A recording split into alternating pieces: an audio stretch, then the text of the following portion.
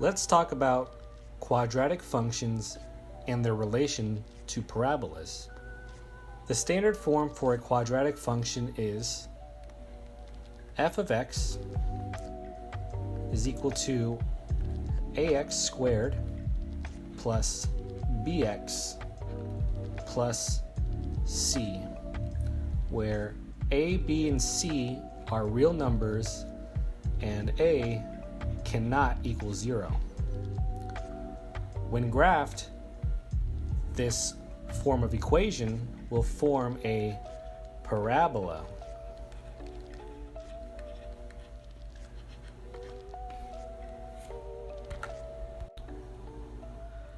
Let's look at the quadratic function and what each part means. Now, a affects the wideness of the parabola. The closer a is to 0, the wider it's going to be.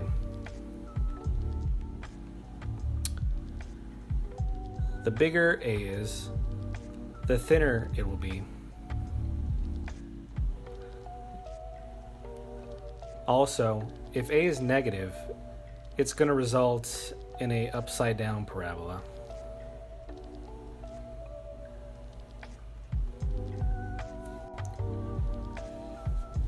B moves the axis of symmetry, or the middle of the parabola, basically. When B is negative, the axis of symmetry is going to be on the positive side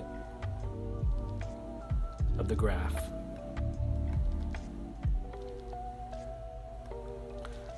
When B is positive, it's going to lie on the negative side of the graph.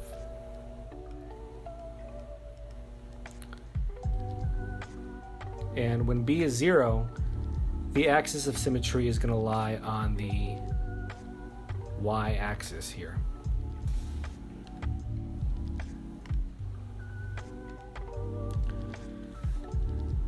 And C gives the y-intercept, where the parabola passes through the y-axis.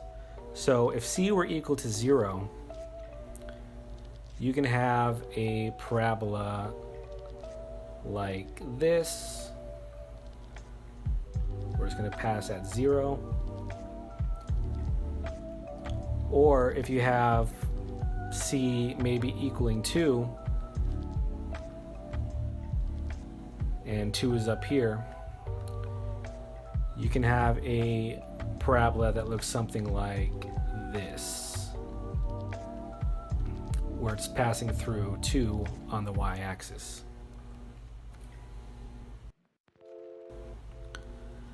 Let's take a look at the basic parts of a parabola.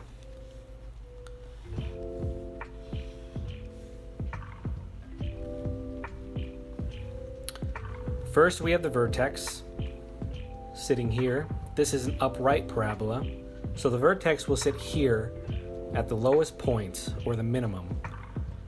It would be at the highest point, or the maximum, if this were an upside down parabola. Next, we have the axis of symmetry.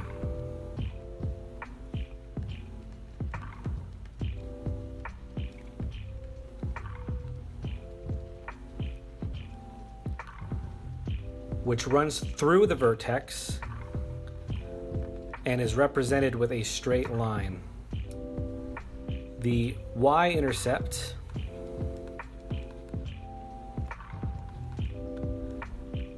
is where the parabola passes through the y-axis.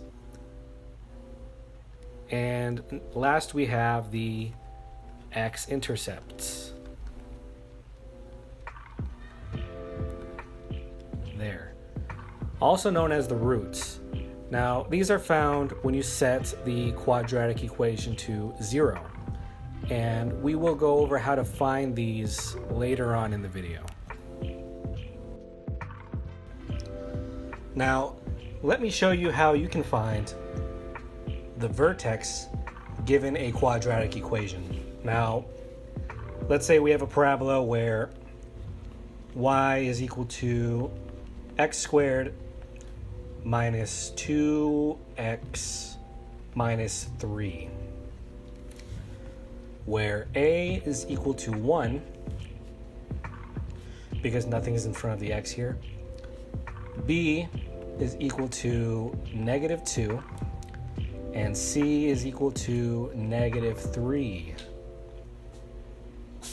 The vertex lies on the coordinates h and k, where h is equal to negative b over 2a,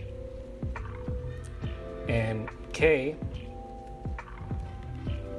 is equal to negative d over 4a.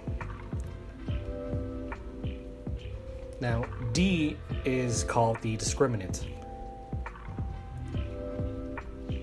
and that's equal to b squared minus 4ac.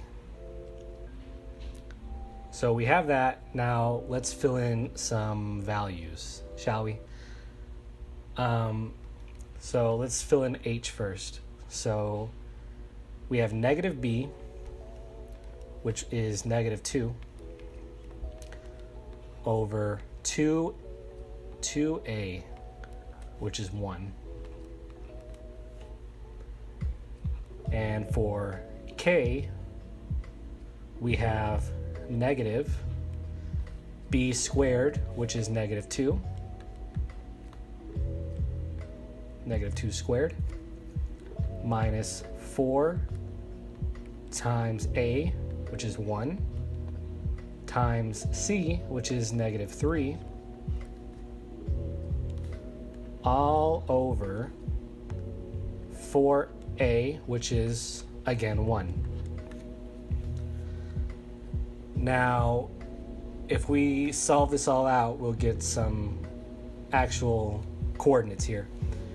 So, again, for h, we have positive 2, because a negative times a negative is a positive. So we have positive 2 over 2, which is just 1. And for this one, we have negative 2 squared, which is 4, minus negative 3 times negative 1 is, negative 3 times 1 is negative 3, times negative 4 is positive 12. So we're going to have 4 plus 12, which is 16. And we have to put our negative sign into that. So we have negative 16 over 4, which is negative 4. So that's our vertex. Our vertex sits at 1, negative 4. So our parabola is going to look something like this. 1, negative 1, 2, 3, 4. So our vertex is going to sit somewhere here, and it's going to be facing up. And we know it's going to be facing up because our a value is positive. Were it to be negative, it would be facing down.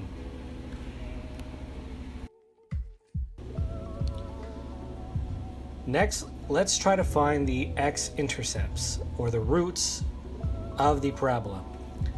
Now, let's say the equation for this parabola is y is equal to 0.5 x squared minus 2, where a is equal to 0.5, b is equal to 0, and c is equal to negative 2.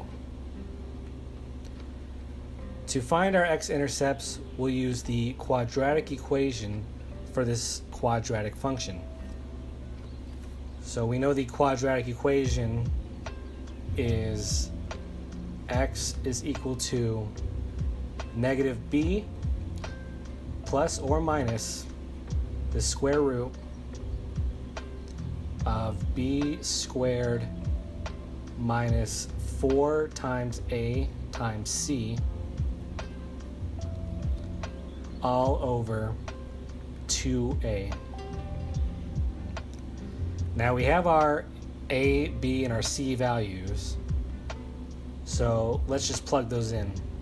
So we have x is equal to negative 0, which is going to be just 0, plus or minus square root of 0 squared, which is again 0, minus 4 times a, which is 0.5, times c, which is negative 2, all over 2 times a, which is 0.5. So if we type this into a calculator, we'll find that our parabola has its roots at x is equal to negative 2 and positive 2. So that's these here. This one's going to be at negative 2, and this one's at positive 2.